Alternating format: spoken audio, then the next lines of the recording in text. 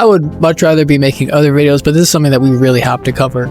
So to skip some details, SpaceX is expected to go public with its first times with stock market, etc., IPO, whatever. And it is worth saying that it has the backing and the investors and the funding of all the people that we hate in the world.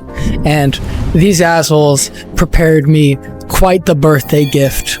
They're getting a $2 trillion evaluation. It's going to be the biggest IPO in the world so far in history. And this is all to expand Starlink, whatever ketamine man is up to these days. But it also has a new focus on an orbital data center, which we will be getting into here. And then they already have the writing filed and pushed through for 30,000 new satellites in the air. And for satellites, there's only 14 to 15,000 in the air total right now. So we are doubling, 60% more than the current amount in the next, I don't know, 5 or so years, with a fuck ton, supposed million, probably less, more that's supposed to work as a orbital interconnected data center in the air. Like, I shit you not. And yeah, sure, things are better with these data centers being put up in the air so they're not taking farmland and shit from people who could use it.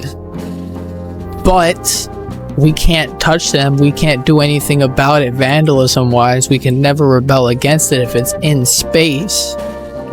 And also, what goes up must come down. And also, these things burn up, and I doubt that's good for the atmosphere. And that's what this video is gonna be talking about, because this is way worse than the typical "the sky is falling" trope. Because you see, when these are built, the Starlink satellites, they are made to last 5 years, and they did a bunch of launches in 2019, and it's really, really bad at what they're doing for the ozone layer. That's just a couple hundred.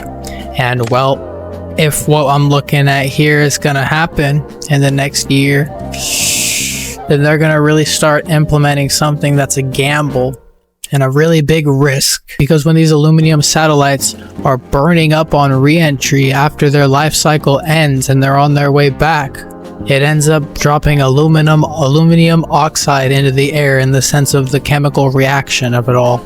And that stays in the air for 10 to 30 years. And that also causes tears or ozone depletion. And you know, the ozone layer is what keeps us safe from the sun, y'all.